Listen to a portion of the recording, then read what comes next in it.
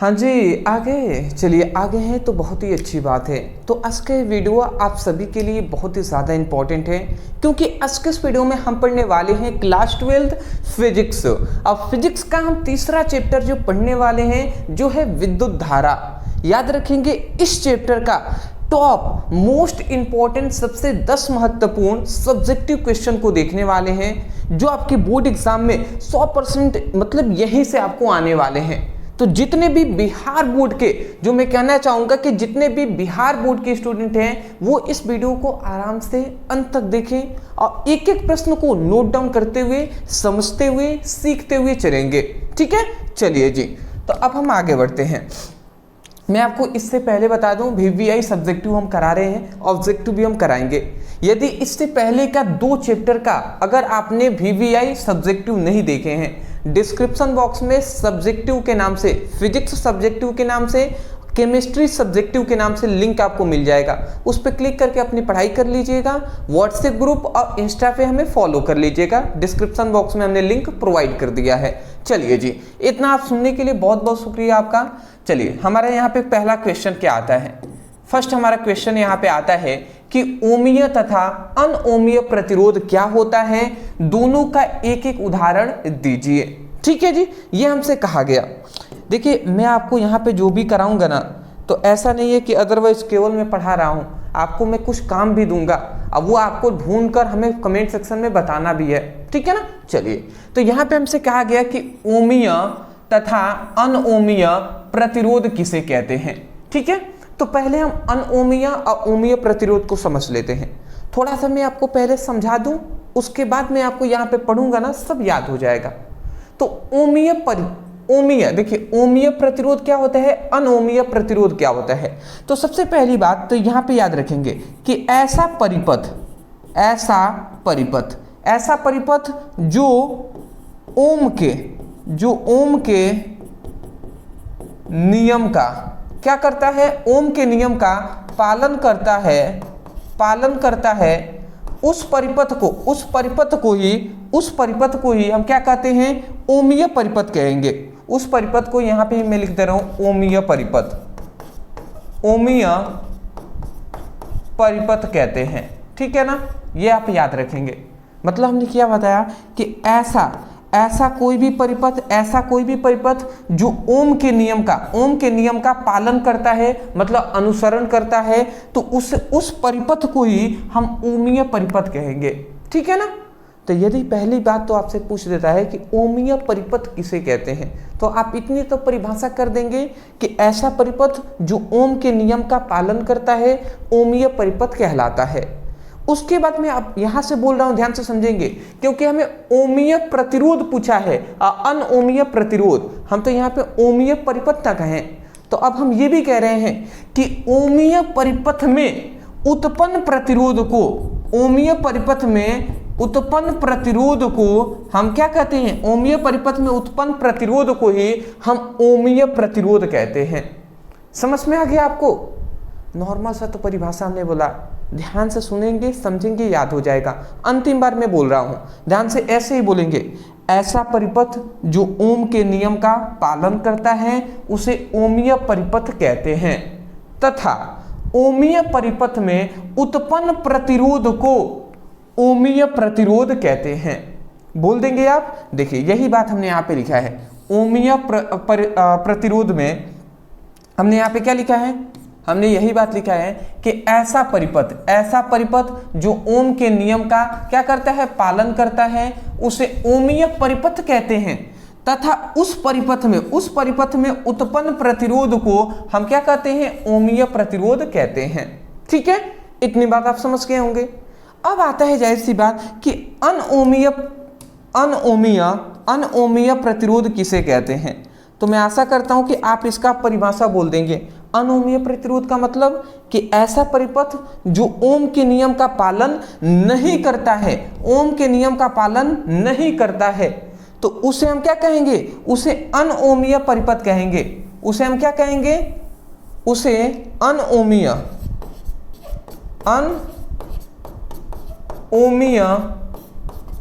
परिपथ कहते हैं।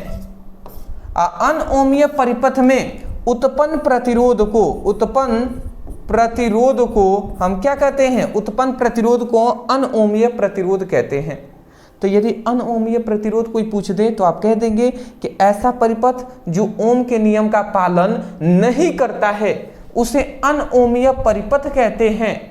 और अनओमीय परिपथ में उत्पन्न प्रतिरोध को अनओमीय प्रतिरोध कहते हैं। नॉर्मल सा तो है परिभाषा, मैं आशा करता हूं कि आपको आसानी तरीके से याद हो गया होगा। वही बात हमने लिखा है कि ऐसा परिपथ जो ओम के नियम का पालन नहीं करता है उसे अनओमीय परिपथ कहते हैं। और उस परिपथ का मतलब कि अनओमीय परिपथ में उत्पन्न प्रतिरोध को अनओमीय प्रतिरोध कहते हैं। तो मैं आशा करता हूं कि ये दोनों जो डेफिनेशन है, जो परिभाषाएं हैं, वो आसानी तरीके से आपको समझ में आ गए होंगे और याद भी हो गए होंगे। ठीक है ना?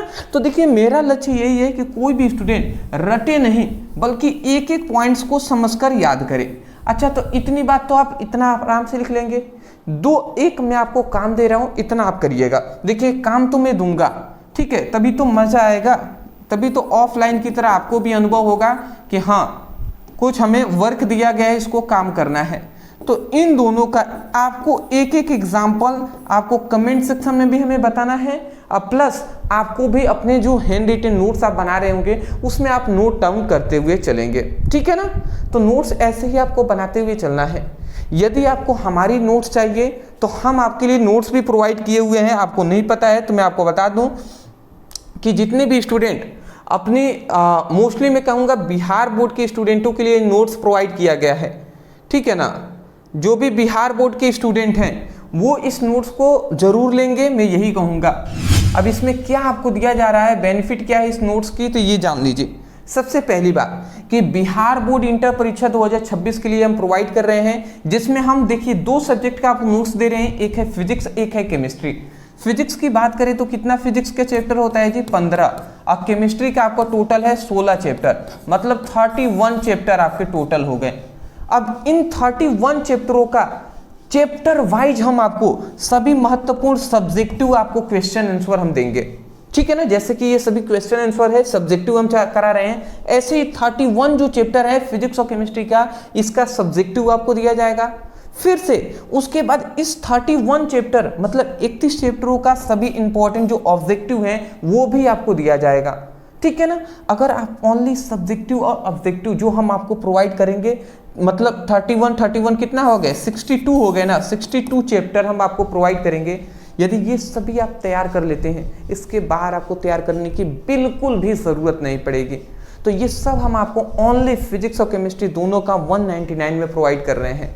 मैं कहूँगा कि वीडियो से आप अच्छे तरीके से हमसे समझिए, पढ़िए उसको, क्योंकि केवल नोट से आप पढ़ाई नहीं कर पाएंगे, उसको समझना भी तो पड़ेगा ना। समझिए और नोट से अपना हेल्प लीजिए। उससे नोट्स आप ले लेंगे तो उसको 2 कॉपी भी अपने खुलवा सकते हैं, क्योंकि ये सभी टाइपिंग नोट्स आपको दिया जाएगा, बेहतरीन नोट्स आपको दिया जाएगा। तो नीचे व्हाट्सएप नंबर दिखाई दे रहे हैं, मैसेज करके आप नोट्स को मांग लीजिएगा। ठीक है ना? चलिए जी आगे हम बढ़ते हैं।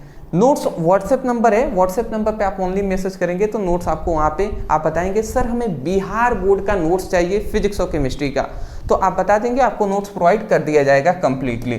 दूसरा हमारा क्वेश्चन आता है, चलिए जी दूसरा हमारा क्वेश्चन आता है प्रतिरोधकों के समांतर क्रम में संयोजन को समझावे। मतलब यहाँ पे ये हमसे कह रहा है कि प्रतिरोधकों के समांतर क्रम संयोजन को हमें बताना है कि समांतर क्रम संयोजन क्या होता है। प्रतिरोधकों के मोस्टली हम 2 श्रेणियां पॉपुलर हैं, एक है समांतर क्रम संयोजन, एक है श्रेणी क्रम संयोजन। बट एक और होता है जो उतना पॉपुलर नहीं है, बट हाँ कहते हैं मिश्रित क्रम संयोजन, ऐसे कहा जाता है जी। तो चलिए आज हमसे पूछा गया है सबसे पहली बात समांतर क्रम संयोजन, तो देख लेते हैं। तो यहाँ पे कहा गया है 2 या 2 से अधिक प्रतिरोधों का ऐसा संयोजन जिसमें विभव का मान समान होता है, समान का मतलब नियत होता है, तो उस प्रतिरोध का समांतर क्रम संयोजन कहते हैं। उसे हम क्या कहते हैं? उसे प्रतिरोधों का समांतर क्रम संयोजन कहते हैं। ये आपका परिभाषा इतना लिखना पड़ेगा। अभी आपको याद नहीं हुआ, परेशान नहीं होना है, हम आपको इसी वीडियो में याद कराएंगे। पहले हम एक समांतर क्रम संयोजन का एक फिगर, हमें एक परिपथ बनाना पड़ेगा, तो हम बनाकर आपको दिखा दे रहे हैं। तो मैं यहाँ पे बना दे रहा हूँ, आई थिंक चलिए वाइट ले लेते हैं हम। तो समांतर क्रम संयोजन का मैं थोड़ा सा यहाँ पे फिगर बना दे रहा हूँ। चलिए कोई नहीं जी।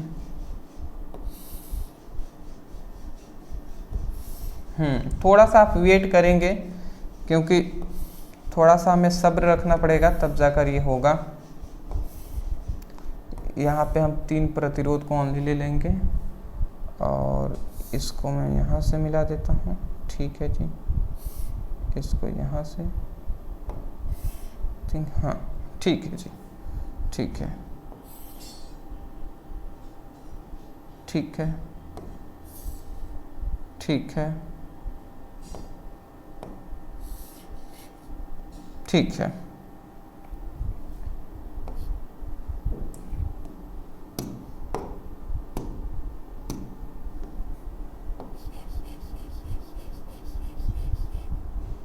ये हो गया एक प्रतिरोध, दूसरा प्रतिरोध,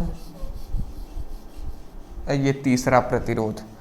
यहाँ पे अगर हम आगे इसको बढ़ा दें तो यहाँ से ये हो गया ऐसे, ये ऐसे हो गया है। इसमें हमने एक बैटरी और एक सेल को हमने जोड़ दिया। ये हमारी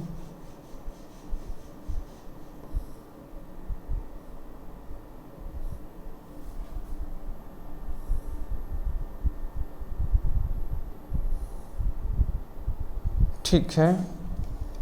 यहाँ पे हम एक कुंजी लगा देते हैं के। ये हमारी सेल या बैटरी है जो कि ई अभी हम लिख सकेंगे। यहाँ पे आप समझिएगा ये हमारे क्या है, देखिए अब आपको ध्यान से अच्छे से समझना पड़ेगा, आपको समझ में आ जाएगा। ये हमारी क्या है, सेल या बैटरी है। यहाँ पे हमने देखिए 3 प्रतिरोध लिया है। एक यहाँ पे एक है R1 प्रतिरोध, एक है R2 प्रतिरोध, एक है R3 प्रतिरोध। ये 3 हमने प्रतिरोध लिया है। अब इन तीनों प्रतिरोधों को इस प्रकार हमने रखा हुआ है। अब इन तीनों को बैटरी एक कुंजी से हमने जोड़ दिया है। वास्तव में ये कुंजी यहाँ पे नहीं रहना चाहिए, ये कुंजी यहाँ पे होना चाहिए। मैं थोड़ा सा यहाँ पे मिस्टेक किया हूँ और उस मिस्टेक को मैं सुधार लूँगा, क्योंकि कुंजी आगे रहेगी तभी तो कोई बेनिफिट होगा ना, पीछे रहने से क्या बेनिफिट होगा जी।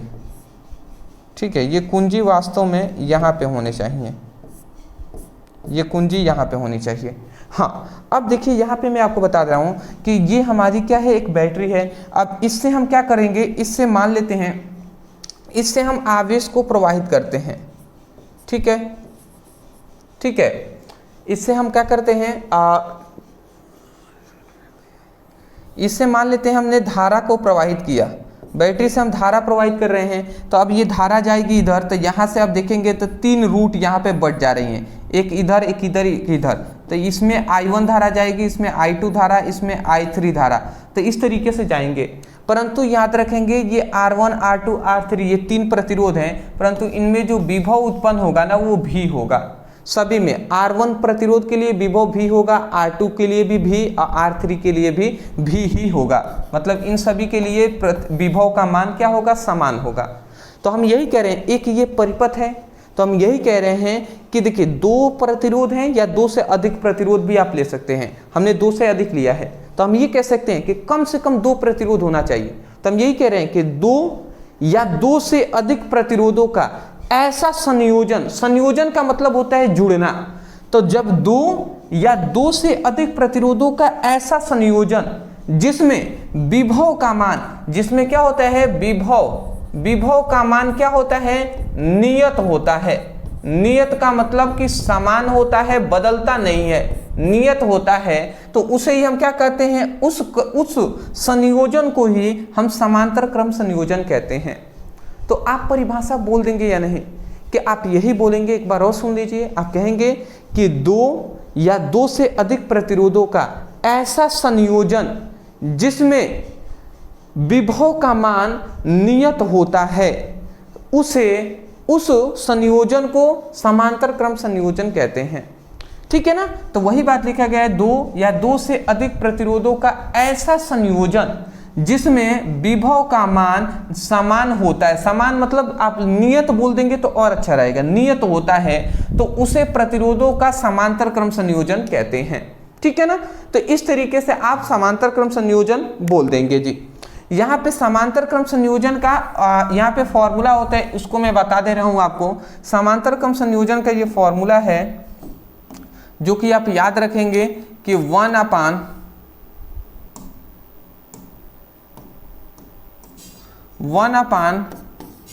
Equal to 1/r1 plus 1/r2 और प्लस 1/r3। तो ये हमारी समांतर क्रम संयोजन का क्या है, प्रतिरोधों के समांतर क्रम संयोजन का ये क्या है, फॉर्मूला है। ठीक है ना, इसको आप याद रखेंगे। और एक होता है श्रेणी क्रम संयोजन का भी फॉर्मूला, मैं आपको यहाँ पे बता दे रहा हूँ। हालांकि यहाँ पे समांतर क्रम संयोजन पूछा गया है। यदि श्रेणी क्रम संयोजन कहता तो ये R1, R2, R3 प्रतिरोध है, ये तीनों आपस में इस तरीके से जुड़ जाते हैं। तो ये किसके लिए है जी, ये आप याद रखेंगे, ये हमारी श्रेणी क्रम के लिए है, श्रेणी क्रम के लिए। और ये हमारा क्या है, समांतर क्रम के लिए। तो इसको आप याद रखेंगे, ये श्रेणी क्रम के लिए है। तो नॉर्मल से हमें यही पूछा गया है कि प्रतिरोधों का समांतर क्रम संयोजन क्या है, तो आप बोल देंगे कि दो या दो से अधिक प्रतिरोधों का ऐसा संयोजन जिसमें विभव का मान नियत होता है, तो उस संयोजन को समांतर क्रम संयोजन कहते हैं, यही बोल देंगे। इतना लिखने के बाद ये फिगर बनाकर ये आप फॉर्मूला लिख लीजिएगा, इसको नहीं लिखना है, स्क्रीनशॉट ले लीजिए। हाँ जी, ठीक है। नेक्स्ट हमारा क्वेश्चन आता है धारा घनत्व। अब धारा घनत्व क्या होता है, इससे आप क्या समझते हैं, विवेचना करें। तो चलिए जी, धारा घनत्व हम समझ लेते हैं। तो धारा घनत्व, तो यहाँ पे लिखा गया है कि किसी चालक की इकाई अनुप्रस्थ काट के क्षेत्रफल वाले चालक तार में प्रवाहित धारा को धारा घनत्व कहते हैं। मतलब कोई भी चालक तार है तो चालक तार की इकाई अनुप्रस्थ काट के क्षेत्र में प्रवाहित धारा को धारा घनत्व कहते हैं। अगर मैं आपको अच्छे से समझाना चाहूँ तो थोड़ा सा आप वेट कीजिएगा। धारा घनत्व को याद रखेंगे, जे से प्रदर्शित करते हैं और जे इक्वल टू I/A होता है। ये धारा घनत्व का क्या है, फॉर्मूला है जी। ठीक है ना, ये धारा घनत्व का क्या है, फॉर्मूला है। जहां पे ये क्या है, ये हमारा क्या है, विद्युत धारा है। ये क्या है, ये है चालक के अनुप्रस्थ काट का क्षेत्रफल। तो अनुप्रस्थ काट का क्षेत्रफल शॉर्ट फॉर्म में हमने लिख दिया। जैसे कि अनुप्रस्थ काट का क्षेत्रफल का मतलब मैं बता दूं, ये एक चालक तार है। ठीक है ना, ये एक हमारा एक चालक तार है। अब इसकी एक लंबाई होगी, ये मान लेते हैं लंबाई है L, और इस चालक तार की कोई ना कोई मोटाई होगी ना, ये इसकी मोटाई ही तो है। तो इसी मोटाई को ही हम अनुप्रस्थ काट का क्षेत्रफल कहते हैं, जो है A। तो हम ये कह रहे हैं कि यदि अनुप्रस्थ काट का जो क्षेत्रफल है, अनुप्रस्थ काट का क्षेत्रफल है, जो अनुप्रस्थ काट का क्षेत्रफल है जो A, इसके मान को यदि हम क्या कर लेते हैं, इकाई कर लेते हैं। ठीक है ना, इकाई, अनुप्रस्थ काट के क्षेत्रफल का मान को इकाई कर लेते हैं। इकाई मतलब 1 ले लेते हैं। तो यदि अनुप्रस्थ काट के क्षेत्रफल का मान यदि 1 हो जाएगा तो उस समय पर जे होगा वो I के बराबर हो जाएगा। तो उस समय पर जो जे होगा ना वो I के बराबर हो जाएगा, जो जे होगा वो I के बराबर हो जाएगा। और जे क्या है, धारा घनत्व है, और I क्या है, विद्युत धारा है। I क्या है, विद्युत धारा है। तो हम यही परिभाषा हमने यहाँ से नहीं बोला है, हम यहीं से परिभाषा बनाएंगे। आप क्या कहेंगे कि किसी चालक, ये हमारे पास क्या है, एक चालक है, और ये चालक के ही अनुप्रस्थ काट का क्षेत्रफल है A। तो हम यही कह रहे हैं कि किसी चालक के इकाई अनुप्रस्थ काट के क्षेत्रफल में प्रवाहित धारा को धारा घनत्व कहते हैं। देखिए, परिभाषा समझे रहेंगे ना तो बहुत तरीके से इसको बोल सकते हैं। जैसे ऐसे भी कह सकते हैं कि किसी चालक के इकाई अनुप्रस्थ काट के क्षेत्रफल में प्रवाहित धारा को धारा घनत्व कहते हैं। या यहाँ पर भी हमने लिखा है कि किसी चालक के इकाई अनुप्रस्थ काट के क्षेत्रफल वाले चालक तार में, ठीक है ना, चालक तार में प्रवाहित धारा को धारा घनत्व कहते हैं। ठीक है ना। यहाँ पे ये आप इतनी लाइन न लिखकर, ये इतनी लाइन न लिखकर यहाँ से ही आप डायरेक्ट लिख सकते हैं। यहाँ से कहाँ से लिख सकते हैं जी, यहाँ से आप लिख लीजिएगा। ठीक है ना, कि इकाई अनुप्रस्थ काट के क्षेत्रफल वाले चालक तार में प्रवाहित धारा को धारा घनत्व कहते हैं। मतलब यहाँ से बोल देंगे कि इकाई अनुप्रस्थ काट के क्षेत्रफल वाले चालक तार में उत्पन्न या प्रवाहित धारा को धारा घनत्व कहते हैं। मतलब एक ऐसा चालक तार है जिसकी मोटाई है, जिसका क्षेत्रफल वो यदि वो 1 हो, तो उस समय पर इस चालक तार में जो धारा प्रवाहित होगी ना, उसी धारा को ही धारा घनत्व कहेंगे। तो अंतिम बार एक बार और परिभाषा सुन लीजिए। हम कह रहे हैं कि इकाई अनुप्रस्थ काट के क्षेत्रफल वाले चालक तार में प्रवाहित धारा को धारा घनत्व कहते हैं। और धारा घनत्व J=I/A होता है। यहाँ पे इसकी 3 पॉइंट्स आप मोस्टली याद रखेंगे। सबसे पहली बात, धारा घनत्व का मात्रक, तो इसका मात्रक आप याद रखेंगे एम्पियर हो जाएगा। ए का मात्रक होता है मीटर स्क्वायर, तो ये हमारे यहाँ हो जाएगा एम्पियर मीटर -2, ये गुणा में हमने कर दिया, तो एम्पियर मीटर -2 हो जाएगा। ठीक है ना। और याद रखेंगे एम्पियर मीटर -2 हो जाएगा। यहाँ पे एक और चीज़ आप याद रखेंगे कि राशि कौन सी होती है, तो ये एक हमारी सदिश राशि होती है।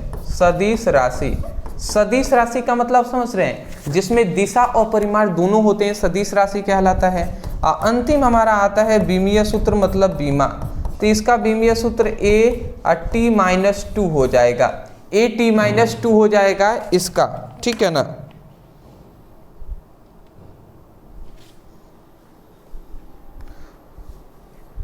A/T-2 एम्पियर का तो A, अच्छा मीटर को तो L से ना प्रदर्शित करते हैं, तो L-2 होगा। समय तो यहाँ पे है नहीं ना, तो L-2 हो जाएगा। सॉरी, ये आपका हो जाएगा AL-2 हो जाएगा।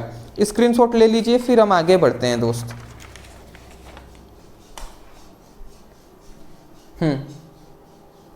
ठीक है जी, बेहतर। नेक्स्ट हमारा क्वेश्चन आता है, विभव मापी के 2 उपयोगों को लिखें। तो विभव मापी के 2 उपयोग हमें लिखना है। विभव मापी के उपयोग, तो हम देख लेते हैं विभव मापी के उपयोग को। तो यहाँ पे लिखा गया है कि इसके निम्नलिखित उपयोग होते हैं। कौन कौन से उपयोग हैं जी? तो विभव जो मापी होता है, इसका उपयोग है, सबसे पहला उपयोग, ये सभी इंपॉर्टेंट उपयोग है, कि 2 सेलों के विद्युत वाहक बलों की तुलना करना। सबसे पहली बात, 2 सेल हैं तो उन दोनों सेलों का विद्युत वाहक बल होगा, तो विद्युत वाहक बलों की ये तुलना हम कर सकते हैं किसे? विभव मापी की सहायता से। ठीक है ना। दूसरा हम ये कह सकते हैं कि किसी सेलों का विद्युत वाहक बल ज्ञात कर सकते हैं। कोई भी सेल है ना, तो विभव मापी की सहायता से उसका हम क्या कर सकते हैं? विद्युत वाहक बल जो है उसका मान हम ज्ञात कर सकते हैं। तीसरा हम ये ज्ञात कर सकते हैं विभव मापी की सहायता से कि किसी सेलों का आंतरिक प्रतिरोध हम ज्ञात कर सकते हैं कि उसका आंतरिक प्रतिरोध जो स्मॉल r है वो क्या होता है। ठीक है। उसके बाद हम ये ज्ञात कर सकते हैं कि अज्ञात धारा का मान ज्ञात कर सकते हैं। मतलब कि विभव मापी की सहायता से कोई परिपथ है, उसमें जो अज्ञात धारा है, जिस धारा का मान हमें पता नहीं है, वैल्यू नहीं पता है, उसका भी मान हम ज्ञात कर सकते हैं। तो इसका मतलब अज्ञात धारा का मान हम ज्ञात कर सकते हैं। फिर से आता है 2 प्रतिरोधों की तुलना कर सकते हैं। 2 प्रतिरोधों को हम क्या कर सकते हैं? इसकी तुलना कर सकते हैं विभव मापी की सहायता से। तो ये है विभव मापी का 2 उपयोग आपसे पूछा गया था। मैंने 3-4 आपको 5 बता दिया है। जो आपको बेटर लगे वो आप याद कर लीजिएगा। ठीक है। नेक्स्ट हमारा क्वेश्चन आता है, यहाँ पे ये देखिए 2 क्वेश्चन बार बार पूछा गया है और इसीलिए हम इन दोनों को एक ही साथ यहाँ पे हमने लिखा हुआ है। देख लीजिए। सबसे पहली बात देखिए, नारंगी और पीले रंग का कार्बन प्रतिरोध का कलर कोड, यहाँ पे हमसे पूछा गया है कलर कोड होता है। तो देखिए नारंगी रंग का कलर कोड जो होता है वो 3 होता है, पीले रंग का कलर कोड होता है वो 4 होता है। ठीक है ना। उसके बाद हरा और लाल रंग का कार्बन प्रतिरोध का कलर कोड पूछा है। तो हरे रंग का क्या होता है? 5 होता है और लाल रंग का क्या होता है? 2 होता है। आप मोस्टली आप याद रखिएगा, लाल लाल का आपका हो जाएगा 2, नारंगी का हो जाएगा 3, पीला जो है उसका हो जाएगा 4, और जो हमारा हरा बच रहा है इसका हो जाएगा 5। ठीक है ना। तो इस तरीके से आप याद रखेंगे कि लाल रंग का जो कलर कोड होता है 2 होता है, नारंगी का 3, पीला का 4, हरा का 5 होता है। ठीक है, इतना आप याद रखेंगे। या आप इसको अच्छे तरीके से ऐसे L, फिर से इसको N, फिर से इसको P और इसको H, इस तरीके से आप LNRH से भी आप संकेत रूप में किसी तरीके से भी आप बना सकते हैं। ठीक है ना, आप संकेत रूप में बना सकते हैं। तो मैं आशा करता हूँ ये आपको समझ में आ गई होंगी। नेक्स्ट हमारा क्वेश्चन आता है साइक्लोट्रॉन क्या है और इसकी 2 परिसीमाएं बताइए। तो साइक्लोट्रॉन आप सुने होंगे, साइक्लोट्रॉन एक चक्र की तरह होता है, तो उसको हम समझ लेते हैं जी। ठीक है, बहुत ही सिंपल है बट बहुत ही इंपॉर्टेंट ये हमारे लिए है। साइक्लोट्रॉन तो देखिए साइक्लोट्रॉन क्या है, एक यंत्र है, एक मशीन है जिसके द्वारा जो हमारे पास प्रोटॉन होते हैं, ड्यूट्रॉन होते हैं, या हम कह सकते हैं आयन होते हैं, तो आयनों को उच्च गतिज ऊर्जा प्रदान करने के लिए त्वरित किया जाता है। मतलब हमारे पास देखिए साइक्लोट्रॉन क्या है, एक मशीन है, और उस मशीन की सहायता से जो प्रोटॉन होते हैं, ड्यूट्रॉन होते हैं, या जो आयन होते हैं, उनको गतिज ऊर्जा प्रदान करने में किया जाता है। गतिज ऊर्जा प्रदान करने के लिए त्वरित किया जाता है। क्या किया जाता है? उसको त्वरित किया जाता है। तो उसी को हम क्या कहते हैं? उसी को साइक्लोट्रॉन भी कहते हैं, या इसी का दूसरा नाम है आवेशित कण त्वरण, त्वरित भी कहा जाता है। क्या कहा जाता है? आवेशित कण त्वरित भी कहा जाता है। तो आशा करता हूं आप समझ के होंगे। साइक्लोट्रॉन कोई पूछ दे क्या है, तो साइक्लोट्रॉन एक मशीन है जिसके द्वारा जो प्रोटॉन होते हैं, ड्यूट्रॉन होते हैं, या जो आयन होते हैं, उनको क्या किया जाता है? उनको गतिज ऊर्जा प्रदान करने के लिए उनको क्या किया जाता है? त्वरित किया जाता है। क्या प्रदान करने के लिए? गतिज ऊर्जा प्रदान करने के लिए उनको त्वरित किया जाता है। तो उसी को हम साइक्लोट्रॉन कहते हैं, या इसका दूसरा नाम है आवेशित कण त्वरित भी कहा जाता है। तो मैं आशा करता हूं कि साइक्लोट्रॉन जो है ये आपको आसानी तरीके से समझ में आ गई होंगी। यहाँ पे 2 बातें आप याद रखेंगे परिसीमाएं में, कि यह यंत्र उन कणों की गति देने या तेज करने में असमर्थ है जिसमें कोई आवेश नहीं है। मतलब देखिए जो साइक्लोट्रॉन है ये प्रोटॉन को, ड्यूट्रॉन को या आयन को क्या करेगा? गतिज ऊर्जा प्रदान करेगा। क्या देगा? गतिज ऊर्जा प्रदान देगा। बट ऐसे प्रोटॉन या ऐसे कोई भी कण को नहीं देगा जिस पर आवेश का मान जो है ना वो शून्य है। मान लेते हैं प्रोटॉन पर आवेश का मान 0 है, तो इसको वो गतिज ऊर्जा प्रदान नहीं कर सकता है, मतलब असमर्थ है। ठीक है, जैसे कि हमने सुना होगा न्यूट्रॉन पर कोई भी आवेश नहीं होता है, तो न्यूट्रॉन को गतिज ऊर्जा ये प्रदान नहीं कर पाएगा। तो यही कहा जा रहा है कि यह यंत्र उन कणों की गति देने या तेज करने में असमर्थ है जिनमें कोई आवेश नहीं होता है। मतलब प्रोटॉन में तो आवेश होता है, इलेक्ट्रॉन में आवेश होता है, पर न्यूट्रॉन में आवेश नहीं होता है, तो इसलिए न्यूट्रॉन को गतिज ऊर्जा प्रदान नहीं कर पाएंगे साइक्लोट्रॉन की सहायता से। ठीक है, दूसरा हमारा आता है साइक्लोट्रॉन एक ऐसा विशाल क्षेत्र है। साइक्लोट्रॉन क्या है? एक ऐसा विशाल क्षेत्र में एक समान चुंबकीय क्षेत्र बनाए रखना बहुत ही कठिन है। तो ये आप याद रखेंगे कि साइक्लोट्रॉन में एक विशाल क्षेत्र में एक समान चुंबकीय क्षेत्र बनाए रखना एक क्या है? बहुत ही कठिन होता है। ठीक है, तो ये 2 इनकी परिसीमाएं हैं जिसको आपको याद करना है। ठीक है ना, चलिए स्क्रीनशॉट ले लीजिए। हाँ जी, अच्छी बात है। चलिए नेक्स्ट हमारा क्वेश्चन आता है किरचॉफ का नियम। अब किरचॉफ का नियम क्या है, या इसी को किरकॉफ भी यहाँ पे देखिए किस नाम से पूछा गया है। मैंने ये मतलब बिहार बोर्ड का स्टूडेंटों के लिए मैं तैयारी करा रहा हूँ, तो मैंने जब बहुत सारे हम बुकों से एनालिसिस करते हैं, उसके बाद कोई भी चीज़ आपको प्रोवाइड किया जाता है, ऐसे ही नहीं दोस्त, बहुत ज़्यादा एनालिसिस किया जाता है, बहुत ज़्यादा उस पर स्टडी किया जाता है, जाना जाता है कि कौन आपके बोर्ड एग्जाम में बार बार पूछे गए हैं, कौन 2026 का बोर्ड एग्जाम है उसमें पूछने के चांसेस हैं। तो इन सभी को लेकर तब आपके लिए पीपीटी ये जो बनाया जाता है उसके बाद आपको पढ़ाया जाता है। तो मैंने जब देखा तो एक नॉर्मल सा किरचॉफ का नियम नाम से पूछ लिया गया है, या इसी को घुमाने के लिए विद्युत नेटवर्किंग के लिए किरचॉफ के 2 नियम लिखिए। अब यहाँ पे किरचॉफ नहीं कहकर आपको क्या दिया है, किरचॉफ का नियम लिखिए। किरचॉफ कहें या किरचॉफ कहें, दोनों बात एक ही है। ये प्रोनाउंसिएशन का क्या है, डिफरेंट है।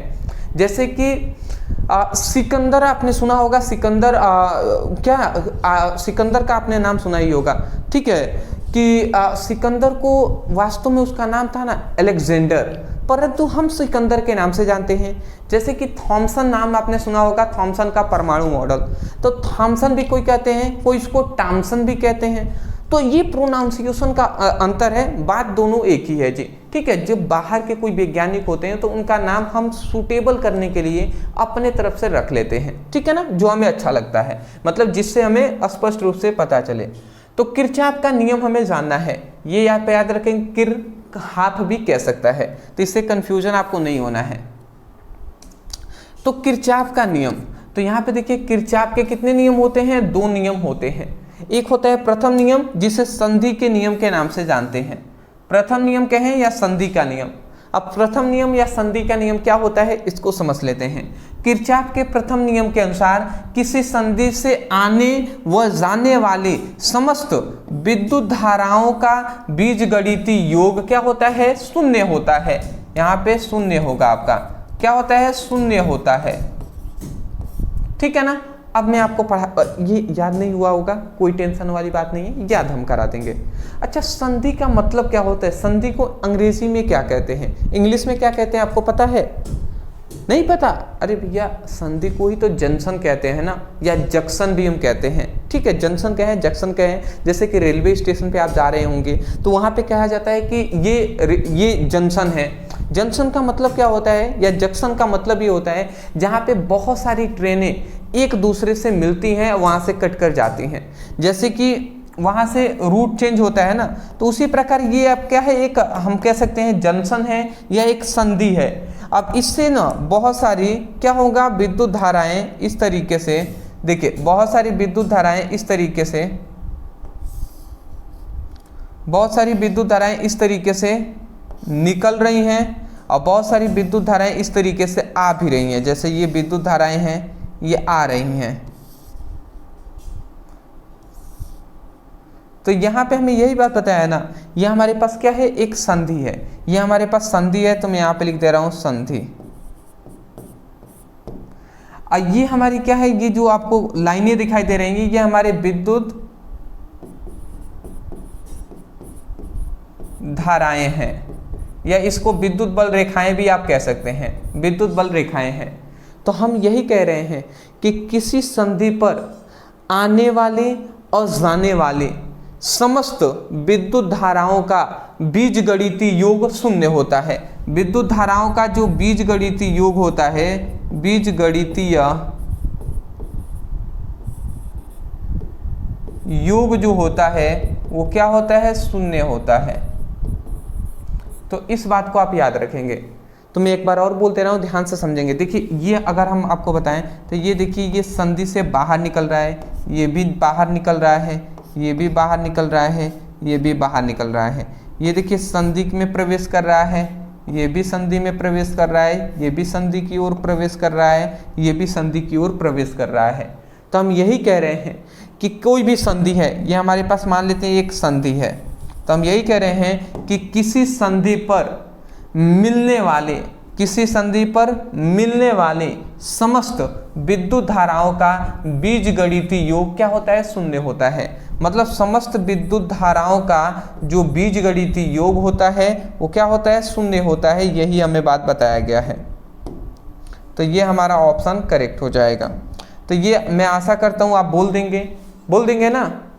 एक और बात बोल दूँ, चलिए हम बोल देते हैं। हम यही कहेंगे कि किसी संधि पर, देखिए किसी संधि से आने वाली, देखिए ये हमारी आ रही हैं ये वाली, और ये देखेंगे विद्युत धाराएं जा रही हैं। तो ऐसे ही सब ये हैं, तो कोई आ रही है कोई जा रही हैं। तो हम यही कह रहे हैं किसी संधि पर आने वाली और जाने वाली समस्त विद्युत धाराओं का बीजगणितीय योग शून्य होता है। अब ऐसा हम मान लेते हैं कि ये हमारी जो धारा है, ऐसा हमने मान लिया कि ये जो धारा ये हमारी है तो ये I1 धारा है, ये I2 धारा है, ये I3 धारा है, ये I4 धारा है, ये I5 धारा है, ये I6, ये I7 और ये हमारा अंतिम जो बचा है ये I8 ये धारा है। तो यहाँ पे हमें ये बताया गया है कि समस्त विद्युत धाराओं का बीजगणितीय योग शून्य होता है। बट नोट्स में एक और पॉइंट्स आप याद रखेंगे, चिन्ह परिपाटी। तो चिन्ह परिपाटी में आप याद रखेंगे चिन्ह परिपाटी। चिन्ह परिपाटी में आपको क्या याद रखना है कि जो विद्युत धाराएं संधि की ओर आएंगे, जैसे ये विद्युत धाराएं संधि की ओर आ रही हैं, तो संधि की ओर आने वाली मतलब आने वाली संधि की ओर आने वाली जो हमारे पास धाराएं होती हैं वो हमेशा याद रखेंगे धनात्मक होती हैं। ठीक है ना, इस बात को आप याद रखेंगे।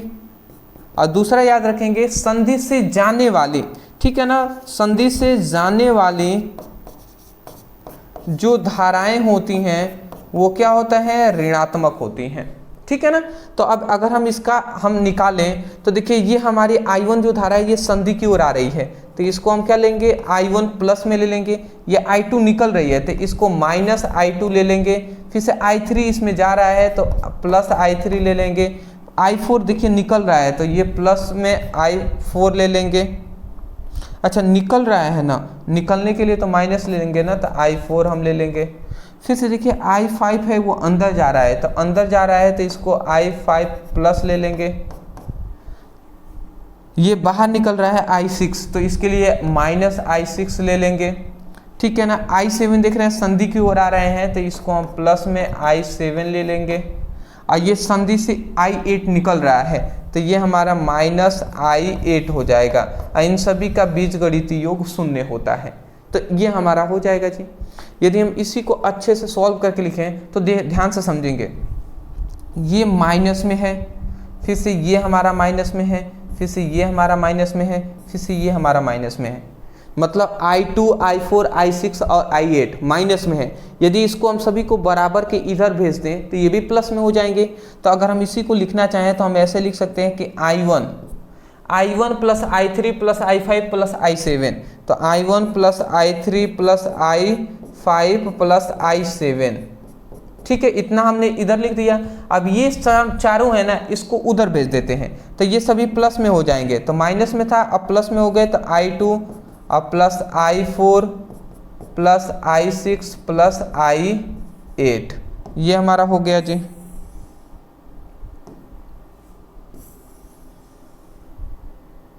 चलिए ये हमारा हो गया, तो इसको आपको क्या करना है, याद कर लेना है। तो ये हमारा किरचॉफ का प्रथम नियम है जिसको हमने बता दिया, स्क्रीनशॉट आप ले लीजिए। ठीक, नेक्स्ट हमारा आता है किरचॉफ का द्वितीय नियम। अब द्वितीय नियम जो है वो हमारे लिए थोड़ा सा हार्ड पड़ेगा, बट आपको ध्यान से समझना पड़ेगा। किरचॉफ का द्वितीय नियम जिसे हम लूप के नियम के नाम से भी जानते हैं और जिसे हम बंद जाल मतलब जाल के नियम के नाम से भी जानते हैं। ठीक है ना। तो यहाँ पे हमने लिखा है विद्युत परिपथ के किसी बंद जाल ABCD में, बंद जाल ABCD में प्रवाहित धारा तथा उसके संगत प्रतिरोध के गुणनफल का बीजगणितीय योग उस परिपथ में लगे सेलों के विद्युत वाहक बलों के बीजगणितीय योग के बराबर होता है। तो ये है जी। अब मैं स्पष्ट कह सकता हूँ, यदि आप ये नियम पहली बार पढ़ रहे होंगे तो आपको कुछ भी समझ में नहीं आया होगा, याद भी नहीं हुआ होगा। अगर ऐसा है ना तो परेशान क्यों होना है, हमने आपको अभी तक कुछ याद कराया, सब तो हमने फिगर से ही आपको बताया है, तो ये भी हम आपको याद करा देंगे। ठीक है ना। चलिए, तो थोड़ा सा इसके लिए आपको इस टॉपिक के लिए मैं पर्सनली कहूँगा सब्र रखिएगा। मैं कुछ फिगर यहाँ पे बनाऊंगा, एक परिपथ बनाऊंगा, उसको अगर समझ लिए तो अंत में हम इसका परिभाषा करेंगे। ठीक है ना। तो चलिए, तो हम यहाँ पे फिगर बना देते हैं। यहाँ पे मैं बना रहा हूँ,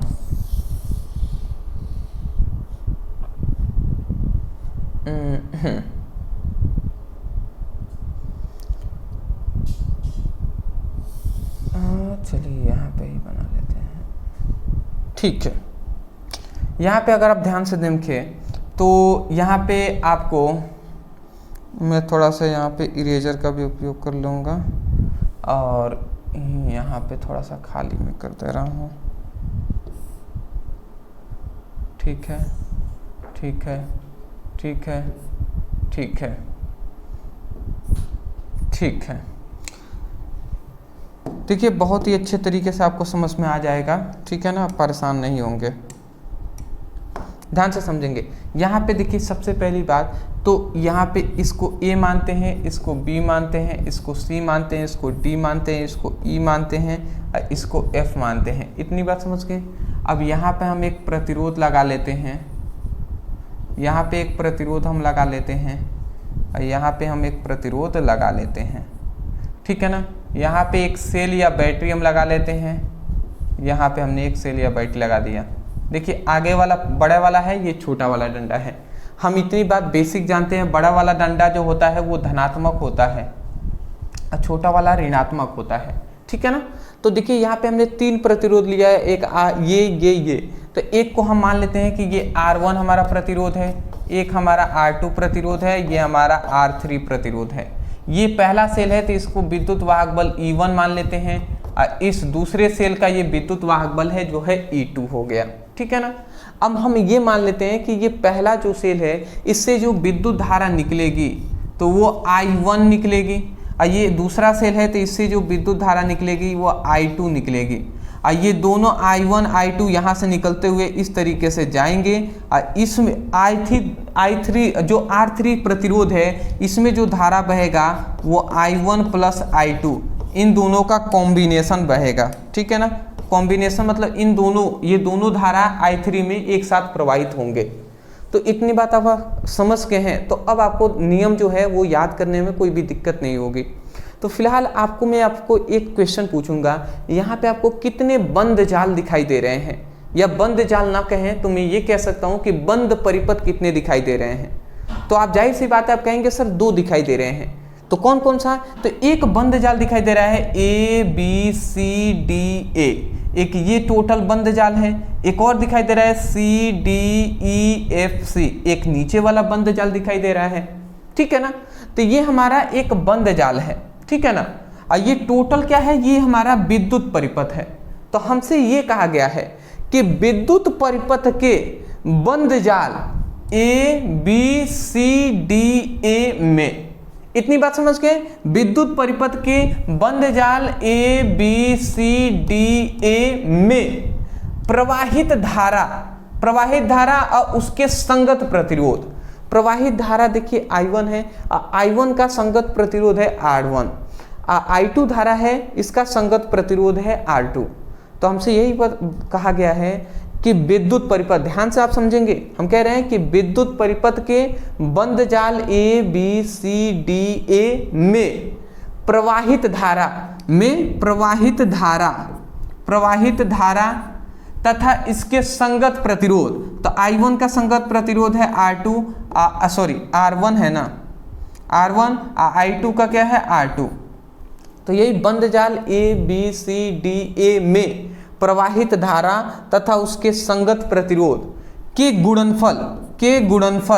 गुणनफल का बीजगणितीय योग उस परिपथ में लगे सेलों के विद्युत वाहक बलों के बीजगणितीय योग के बराबर होता है, ठीक है ना। तो ये अगर आप यही से हम परिभाषा बोले हैं, मैं बिल्कुल भी यहाँ पे नहीं देखा हूँ, हम आपको स्पष्ट रूप से यहाँ से हम आपको परिभाषा बता रहे हैं। अगर आप ध्यान से समझेंगे सुनेंगे तो याद हो जाएगा। सबसे पहली बात हमने यहाँ पे ये बताया कि देखिए एक बंद जाल हमने लिया है ABCDA, ये एक बंद जाल है। इसमें अगर आप देखेंगे तो ये 2 आपको प्रतिरोध दिखाई दे रहे हैं और 2 आपको धारा दिखाई दे रहे हैं। ये I1 धारा के लिए संगत प्रतिरोध है R1, I2 के लिए R2 है, ठीक है ना। तो हम यही कह रहे हैं कि किसी विद्युत परिपथ के बंद जाल ABCDA में प्रवाहित धारा तथा उसके संगत प्रतिरोध के गुणनफल का बीजगणितीय योग बंद परिपथ में लगे सेलों के विद्युत वाहक बलों के बीजगणितीय योग के क्या होता है, बराबर होता है। यही बात हमने लिखा है, विद्युत परिपथ के किसी बंद जाल ABCDA में प्रवाहित धारा, ध्यान से समझेगा, प्रवाहित धारा तथा उसके संगत प्रतिरोध प्रवाहित धारा तथा उसके संगत प्रतिरोध के गुणनफल का बीजगणितीय योग, गुणनफल का बीजगणितीय योग, ठीक है, उस परिपथ में लगे सेलों के विद्युत वाहक बलों के, उस बंद परिपथ में लगे सेलों के विद्युत वाहक बलों के बीजगणितीय योग के, बलों के बीजगणितीय योग के क्या होता है, बराबर होता है। तो मैं आशा करता हूं कि ये नियम अब आपको याद हो गया होगा। नियम लिखने के बाद ये फिगर आप बना लेंगे, ठीक है ना। ये परिपथ आप बनाने के बाद ये आप जरूर लिखेंगे। अब यहाँ पे एक क्वेश्चन ज़्यादातर मैं देखता हूँ कि स्टूडेंटों का आता है कि सर आप उस समय से बोल रहे हैं कि प्रवाहित धारा तथा उसके संगत प्रतिरोध के गुणनफल का बीजगणितीय योग, आप क्या बोल रहे हैं, गुणनफल का बीजगणितीय योग, परंतु बीजगणितीय योग का मतलब होता है जुड़ना, बट योग के जगह पे आप ऋणायन लिखे हैं, ऋणात्मक लिखे हैं, जबकि योग आप बोलेंगे तो प्लस लिखना चाहिए ना। तो ऐसा क्वेश्चन जनरली आता है। तो यदि आपका भी ये डाउट आ रहा है तो इसका मैं क्लियर कर देना चाहूँगा। देखिए बीजगणितीय योग ही है यहाँ पे, बट हमने यहाँ पे माइनस दिया है क्योंकि आगे अगर आप डीप में मैं जान रहा हूँ कैसे हुआ है। अगर चिन्ह परिपाटी की यहाँ पे बात करें तो चिन्ह परिपाटी में यहाँ पे हमें बताया गया है, मैं आपको ओनली समझाने के तौर पे चिन्ह परिपाटी, यहाँ पे चिन्ह परिपाटी से ये बीजगणितीय योग के जगह पर हमने माइनस लिखा है। कैसे, तो देख लीजिए। चिन्ह परिपाटी में हमें ये बताया गया कि यदि हमें पता करना है कि ये I1 R1 I2 R2 E1 E2 ये धनात्मक होंगे या ऋणात्मक होंगे, तो आपको क्या करना है, इस परिपथ में दौड़ना है। क्या करना है, इस परिपथ में चलना है। तो सपोज डेट हम इस परिपथ में हम इधर से चल रहे हैं, ठीक है ना। सपोज डेट इस परिपथ में हम यहाँ से चल रहे हैं इधर से, तो इधर से अगर हम चलते चलते यहाँ से हमने चलना स्टार्ट किया, इस तरीके से चल रहे हैं और जब हमारी चलने की दिशा, अब इधर से हम इधर मुड़ेंगे तो हमारी चलने की दिशा, धारा के दिशा एक दूसरे के विपरीत होगा, तो वहाँ पे हम जो प्रतिरोध धारा का मान लेंगे वो हम क्या लेंगे, माइनस लेंगे। तो देखिए हम इस तरीके से चलते आ रहे हैं। जब यहाँ पे आए तो I2 का मान, I2 धारा इधर बह रहा है, हम इधर चल रहे हैं, इसका मतलब विपरीत है, इसलिए I2 का मान की जगह पर हमने क्या लिया है, आगे माइनस लिया है। फिर से हम इस तरीके से चलते यहाँ पे आए तो देखिए हमारी जो धारा की बहने की दिशा है वो इस दिशा में है और हम चल भी रहे हैं इसी दिशा में। तो देखिए चलने की दिशा धारा की दिशा के इक्वल है ना, इसलिए ये दोनों हमारे, देखिए I1 जो धारा है इसको हमने धनात्मक लिया है।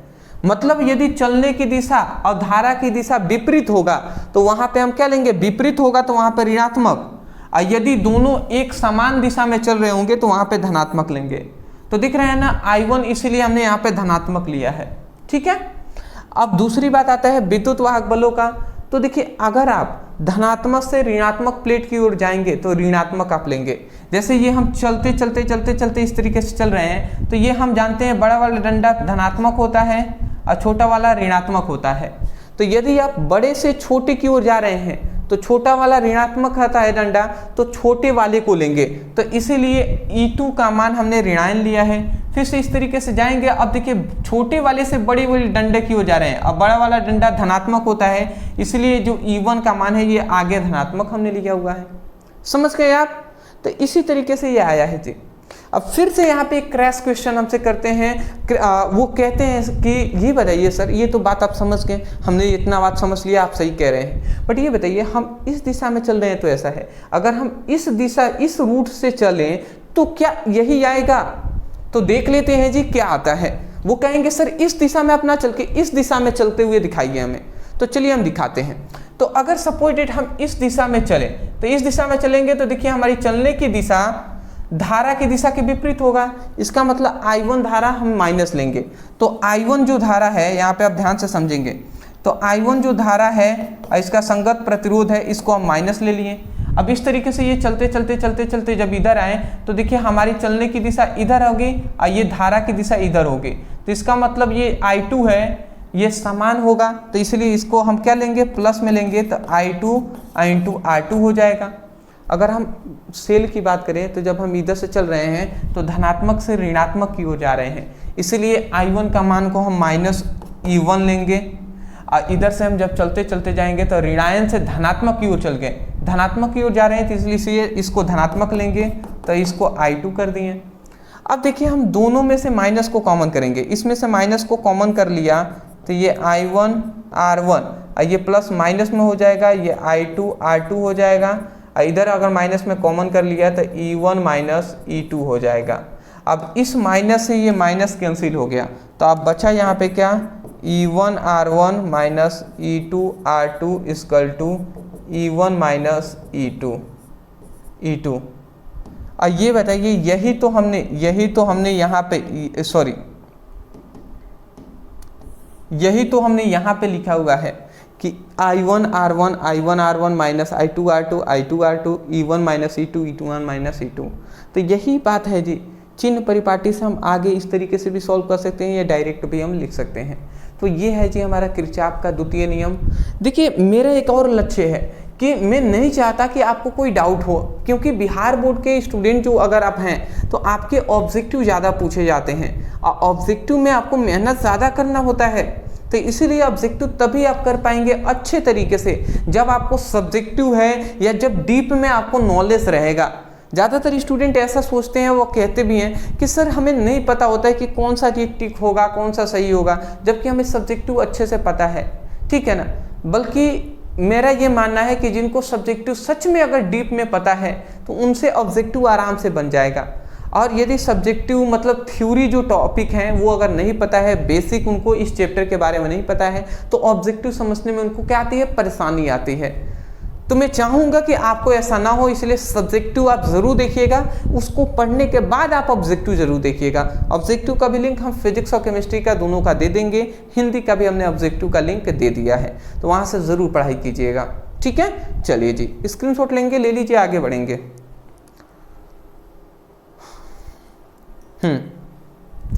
नेक्स्ट अब हमारा अंतिम जो क्वेश्चन आता है वो ये है, इसके बाद हम समाप्त करेंगे। अगला हमारा कह रहा है प्रतिरोधकता अब विद्युतीय चालकता, ठीक है ना, को क्या समझते हैं। तो चलिए जी, प्रतिरोधकता को हम विशिष्ट प्रतिरोध के नाम से भी जानते हैं। प्रतिरोधकता क्या होता है, तो देखिए इकाई लंबाई तथा इकाई अनुप्रस्थ काट के क्षेत्रफल वाले चालक तार में उत्पन्न प्रतिरोध को हम क्या कहते हैं, विशिष्ट प्रतिरोध कहते हैं। ये आप याद रखेंगे, ठीक है ना। मतलब अगर सिंपल सा कहें तो विशिष्ट प्रतिरोध को हम रो से प्रदर्शित करते हैं और रो इक्वल टू RA/L होता है। ये इसका क्या होता है, ये फॉर्मूला होता है। जहाँ पर ये रो क्या है, ये है विशिष्ट प्रतिरोध या हम प्रतिरोधकता कह सकते हैं। यहाँ पे R क्या है, प्रतिरोध है, A क्या है, अनुप्रस्थ काट का क्षेत्रफल, L क्या है, लंबाई। वैसे कि एक चालक तार है, तो ये हमारे पास एक चालक है। अब इस चालक तार की लंबाई मान लेते हैं कि एक मीटर है और इसकी मोटाई जो है, मोटाई मतलब एक का मान, ये लंबाई भी 1 मीटर है और इसकी मोटाई भी 1 मीटर स्क्वायर है, ऐसा हमने मान लिया।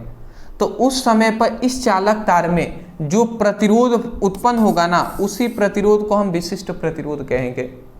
तो आप कह सकते हैं, मतलब हम ये कह रहे हैं कि यदि L के मान को, L मतलब लंबाई है, इसके मान को 1 ले लेते हैं, 1 का मतलब इकाई कहेंगे, और A के मान को भी हम 1 ले लेते हैं।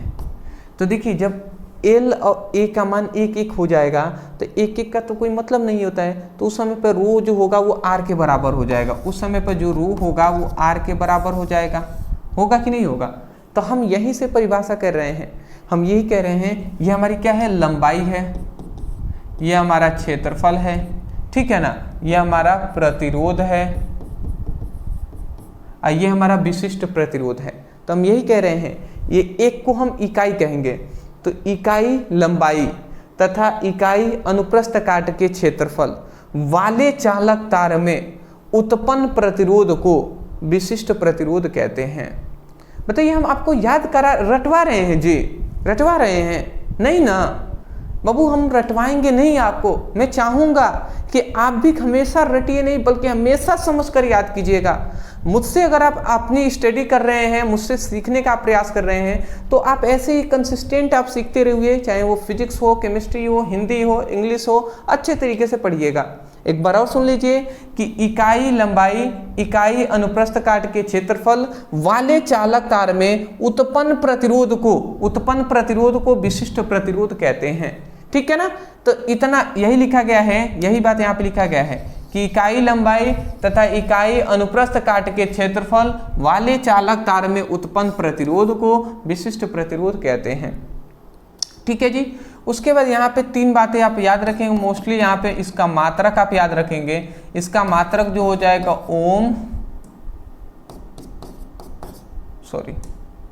ओम मीटर। तो इसका मात्रक याद रखेंगे। इसका मात्रक क्या होता है? ओम मीटर होता है। ठीक है ना, तो ये आप याद रखेंगे। ठीक है ना। उसके बाद राशि कौन सी होती है? तो याद रखेंगे ये एक हमारी सदिश राशि होती है। सॉरी, सदिश नहीं ना, ना अदिश होती है ना, अदिश राशि होती है, अदिश राशि। ठीक है ना। ये हमारी कौन सी राशि होती है? अदिश राशि होती है। इसका बीमीय सूत्र आप याद रखेंगे जो होता है ML3T-3A-2 होता है। ये इसका क्या है? बीमीय सूत्र है। ठीक है ना, तो ये आप याद रखेंगे। ठीक है, चलिए जी, इतनी बात आप समझ गए। अब हमें समझना है कि विशिष्ट चालकता, विशिष्ट चालकता किसे कहते हैं? तो किसी चालक के विशिष्ट प्रतिरोध, किसी चालक के विशिष्ट प्रतिरोध के व्युत्क्रम को विशिष्ट चालकता कहते हैं। मतलब किसी चालक के विशिष्ट प्रतिरोध है रो, तो विशिष्ट प्रतिरोध रो है, तो विशिष्ट प्रतिरोध के व्युत्क्रम को ही हम क्या कहते हैं? विशिष्ट चालकता कहते हैं। चालकता को हम कप्पा से या सी से हम प्रदर्शित करते हैं। यहाँ पे हमने सी से प्रदर्शित कर दिया, आप चाहें तो कप्पा से प्रदर्शित कर सकते हैं, जो इस तरीके से लिखा जाता है। ठीक है ना, तो ये आप याद रखेंगे। ठीक है ना, कप्पा से भी प्रदर्शित किया जाता है, इसको सिग्मा से भी प्रदर्शित किया जाता है, तो ये आप याद रखेंगे। तो यहाँ पे ये आप याद रखेंगे, ये हमारी क्या है? विशिष्ट चालकता है। ये हमारी क्या है? विशिष्ट प्रतिरोध।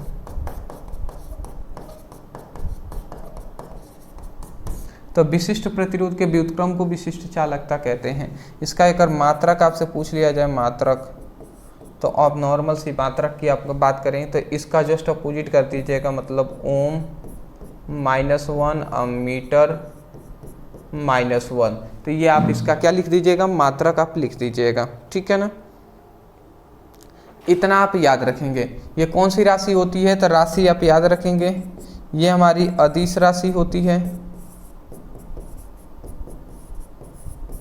इसका बीमीय सूत्र आप याद रखेंगे, M-1L-3T-3A2 होता है। ये आप बीमीय सूत्र याद रखेंगे। ठीक है ना, चलिए जी, स्क्रीनशॉट आप ले लीजिए। ठीक है, तो ये था जी हमारा आज के इस वीडियो में जो भी आपके फिजिक्स के तीसरे चैप्टर का सब्जेक्टिव था उसको हमने कंप्लीटली कराने का प्रयास किया है। अदरवाइज आप इतना तैयार कर लेंगे बहुत है जी। तो जिस तरीके से हम सब्जेक्टिव करा रहे हैं ऐसे ही आप पढ़ाई कीजिए। आपके पास 2-3 इन्फॉर्मेशन है जो मैं आपको देना चाहूँगा, तो वो आप ज़रूर ले लीजिए। सबसे पहली बात कि इस नोट्स को आपको सभी को लेना है। 31 चैप्टरों का चैप्टर वाइज आपको सब्जेक्टिव और ऑब्जेक्टिव मिल जाएगा। याद रखेंगे सभी टाइपिंग नोट्स, बेहतरीन नोट्स आपको मिलेंगे। नीचे व्हाट्सएप नंबर है, इस पर मैसेज कीजिएगा, वहाँ पे कहिएगा सर हमें बिहार बोर्ड का इंटर का नोट चाहिए, फिजिक्स केमिस्ट्री का इम्पॉर्टेंट। इस तरीके से आप एक्सप्लेन करके वहाँ पे आप मैसेज द्वारा बताएंगे। उसके बाद आपको तुरंत वहाँ पे PDF नोट्स है सेंड किया जाएगा। याद रखेंगे ओनली 99 है, 199 है, ठीक है ना, जिसमें फिजिक्स केमिस्ट्री दोनों मिल जाएंगे। दूसरी बात मैं ये कहना चाहूँगा कि देखिए व्हाट्सएप ग्रुप और जो इंस्टा का लिंक है डिस्क्रिप्शन बॉक्स में है, वहाँ पे आप ज्वाइन हो जाएंगे। तीसरी बात मैं ये कहूँगा फिजिक्स केमिस्ट्री का सब्जेक्टिव, फिजिक्स केमिस्ट्री का ऑब्जेक्टिव और हिंदी का भी ऑब्जेक्टिव का लिंक हमने डिस्क्रिप्शन बॉक्स में है, वहाँ से आप पढ़ाई कर लीजिए। या प्लेलिस्ट हमने बना दिया है 2026 बोर्ड एग्जाम के लिए, तो वहाँ से भी आप चाहें तो पढ़ाई अपनी कर सकते हैं। चलिए दोस्त, अदरवाइज वीडियो पसंद आया तो वीडियो को लाइक करने के साथ साथ चैनल पर नए होंगे तो चैनल को सब्सक्राइब कर दीजिएगा। हाँ, एक और बात, जितने भी आपके दोस्त हैं ना, आपके जो सर्कल है वहाँ पे कम से कम 5 दोस्तों को इस चैनल के बारे में ज़रूर बताइएगा, ठीक है। Thank you so much for watching this video. Thank you.